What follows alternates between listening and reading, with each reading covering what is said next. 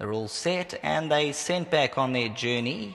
Dark Avenger just gets the early wake-up call. He gets 1 or 2 reminders to stay in touch. The Pink Silks of Daggerfall is right there. Dark Avenger's racing very awkwardly towards the inside running rail. His head twisted sideways and Dark Avenger refuses to settle. He's taken hold of the bit. Elaine's Magic's moving around them. Big Size settled with the blinkers 3 lengths off them. Roy's Taxis further back in the running. Comes Groovy News with about 6 lengths to trace down. Opium the next call. Roy's Sailor giving them 7 or 8 lengths start. Towards the inside, Kepler races a little bit awkwardly. Handsome Harvey, and they're racing 10, 11 lengths off the leaders. I See Thunder. Daggerfall won the battle for the lead. Elaine's Magic second. Dark Avenger's been racing awkwardly throughout, but he's now settled back in third. He races 3 lengths off Daggerfall. Groovy News and Big Size sits quietly towards the inside. Opium's got 6 lengths to track down, and then Roy's Taxi.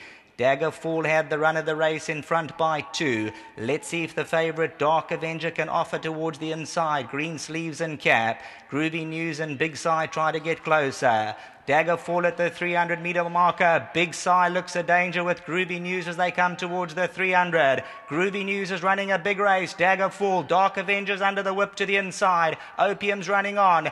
Daggerfall digs down deep. Big Side now starts to warm up with the blinkers. Dark Avengers are half a length away and Big Side comes at Groovy News. Big Side put his head in front with 50 metres to go. Groovy News, Big Side gets it from Groovy News. Daggerfall, Handsome Harvey ran on nicely, and Dark Avenger, he was very awkward for the first half of the race.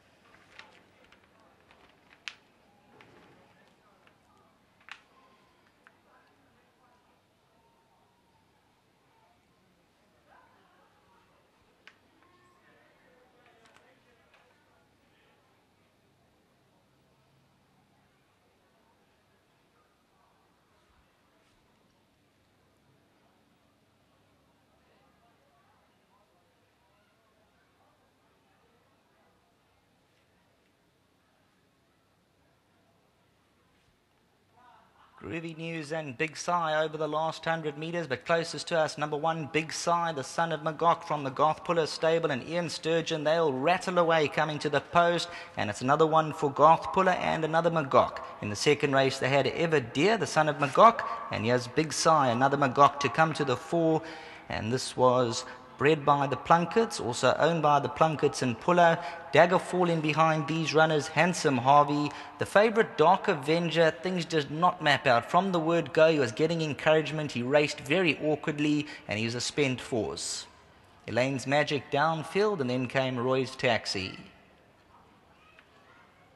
300 to go, Daggerfall in front, towards the outside, Big Si hooks around, Groovy News, Dark Avenger, running on from behind, Handsome Harvey, but once Big Si gets into the clear, he starts to respond. Between them is Groovy News, the Pink Silks of Daggerfall, left-hand side, Dark Avenger, number 1, Big Si, the 3-year-old son of Magog, he goes on to score. Groovy News number 3, and behind these runners Daggerfall, as we hand you back to the studio after the running of race 7.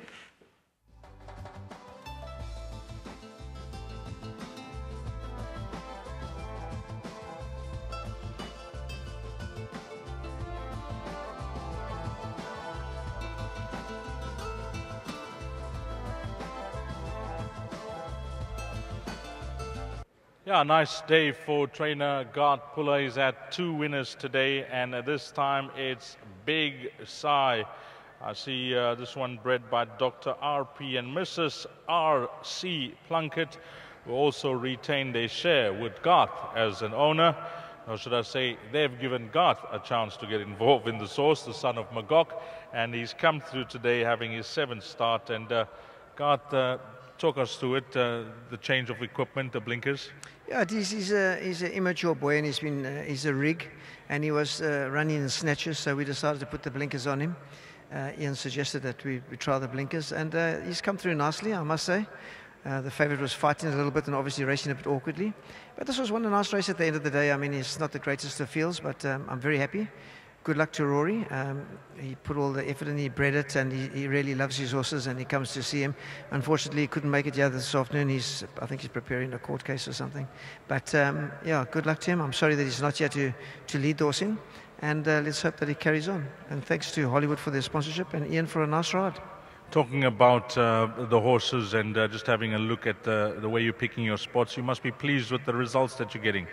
Yeah, it is. We don't have the big ones to challenge the big boys, but yeah, they're ticking over nicely. And we've got a lot in the lower divisions, so we'll just bide our time and hopefully we find 1 or 2 plums amongst them. It's early stages. I'm sure you'll be involved in many panel discussions leading up to the big races.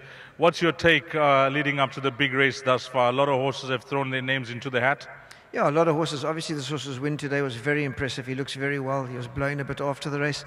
It was a slow pace. It was just an easy gallop for him, and a distance short of his best. Yeah, but you haven't seen all the other big boys are still to come. Legislate to come in the Rising Sun. You've got there's a lot of good horses. Mike de Cox was still the filly, Majimu. So we'll see later, closer to the time.